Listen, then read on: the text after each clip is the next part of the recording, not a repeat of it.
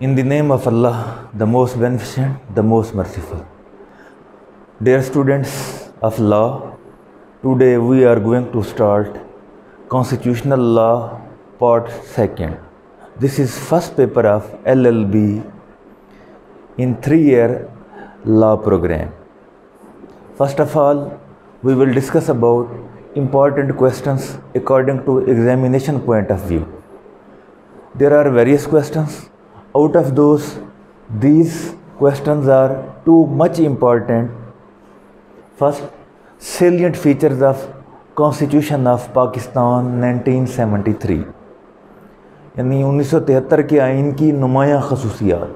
This is a comprehensive question which engrasses whole constitution.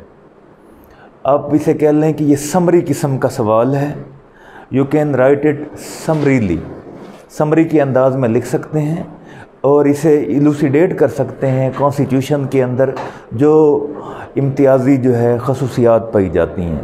ये constitution हमारा जिन औसाफ जिन खसूसियात पे मुश्तमिल है उनका तज़किरा हमने एक ही सवाल में करना है और उस सवाल का नाम है सेलिएंट फीचर्स ऑफ कॉन्स्टिट्यूशन. अगर ये सवाल आपको आ गया, बाकी सवालात हल करने में भी बहुत ही आसानी रहेगी.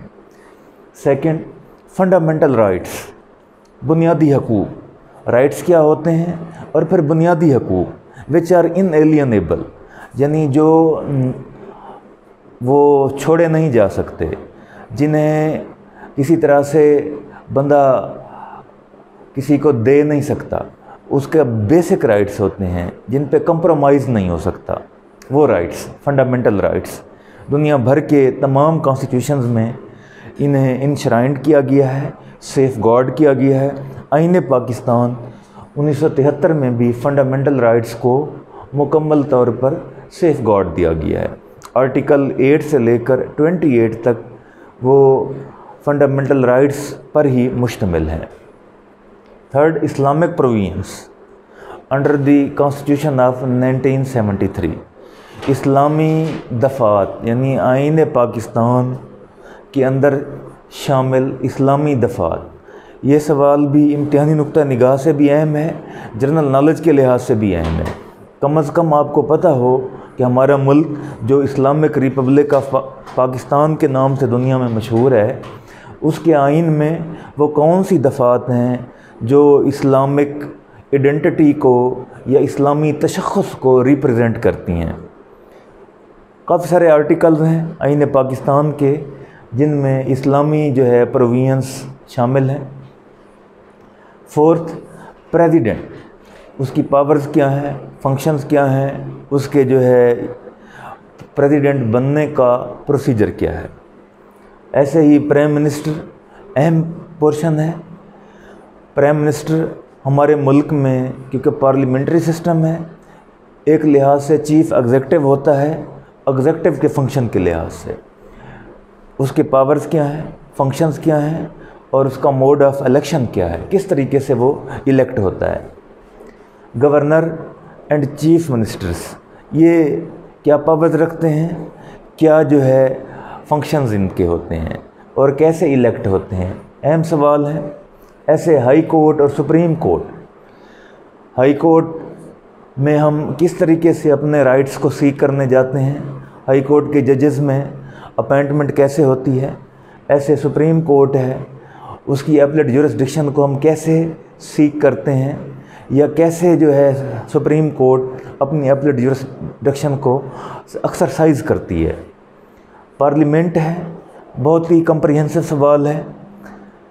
पार्लियामेंट हमारी बाई कैमरल है, 2 ऐवानी है, यानी एक ऐवान सेनेट है जिसे अपर हाउस कहते हैं, दूसरा ऐवान नेशनल असम्बली है. इनका इलेक्शन कैसे होता है, मेंबरान कैसे मुंतखब होते हैं, ड्यूरेशन क्या होता है और फिर मेंबरान की क्वालिफ़िकेशन और डिसक्वालिफ़िकेशन के लिए क्या क्राइटेरिया रखा गया है. आर्टिकल 62-63 जो है आपने पढ़ा है.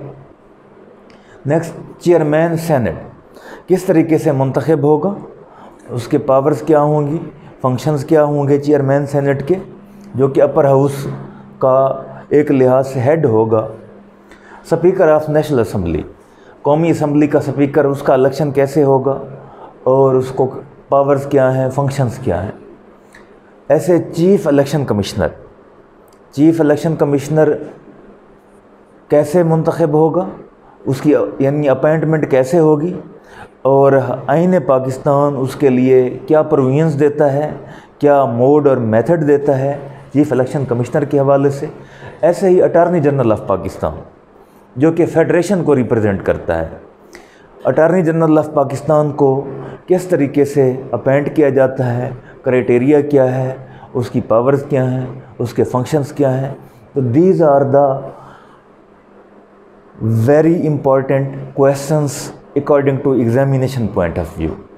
اس سے ہٹ کے جنرلی میں کہوں گا آئین پاکستان اگر ایک لاء کا اسٹوڈنٹ ہے، آئین پاکستان پہ اس کی گرفت ہونی چاہیے، آئین پاکستان پہ اس کو مہارت ہونی چاہیے، آئین کے تمام آرٹیکلز کو وہ اچھی طرح سمجھتا ہو، اچھی طرح سے وہ کنوے کر سکے، اچھی طرح سے وہ ان کو انٹرپریٹ کر سکے۔ اگر وہ ایسا نہیں کر سکتا تو وہ لاء کا اسٹوڈنٹ نہیں ہے، وہ جیورسپروڈنس کا اسٹوڈنٹ نہیں ہے، کیونکہ بیسک چیز ہے آئین، کانسٹیٹیوشن، جسے supreme law of the land کہتے ہیں۔ تو سپریم لاء آف لینڈ یعنی پاکستان کا آئین، اس کے اوپر مکمل مہارت ہونا صرف ایگزامینیشن پوائنٹ آف ویو سے ہی نہیں، ویسے بھی ہمارے نالج کے لحاظ سے بھی بہت ہی اہم ہے۔ اگر ہم لاء کی ڈگری لینے کے بعد پیشہ وکالت میں جاتے ہیں، جوڈیشری میں جاتے ہیں، یا اس سے الائیڈ جو شعبہ جات ہیں ان میں جاتے ہیں، جہاں بھی جائیں گے اگر پریکٹس نہیں بھی کرتے تب بھی کہیں بھی شو کریں گے کہ ہم لاء گریجویٹ ہیں، تو پہلا سوال یہ پوچھ سکتے ہیں کہ آئین کے فلاں آرٹیکل کے بارے میں ہمیں تھوڑا سا بریف کریں، ہمیں گائیڈ کریں۔ تو یہ آئین کی ضرورت آپ کو پوری زندگی رہنی ہے۔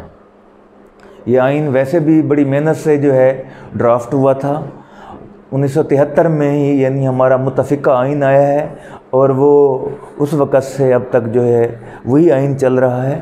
تو اس سوال یعنی اس پیپر کو آپ نے باقی پیپر سے زیادہ ہی دلچسپی کے ساتھ، زیادہ ہی جو ہے لگن کے ساتھ، ڈیووشن اور ڈیڈیکیشن کے ساتھ تیار کرنا ہے، تاکہ آئین پاکستان کے اوپر آپ کو مکمل مہارت حاصل ہو۔ والسلام۔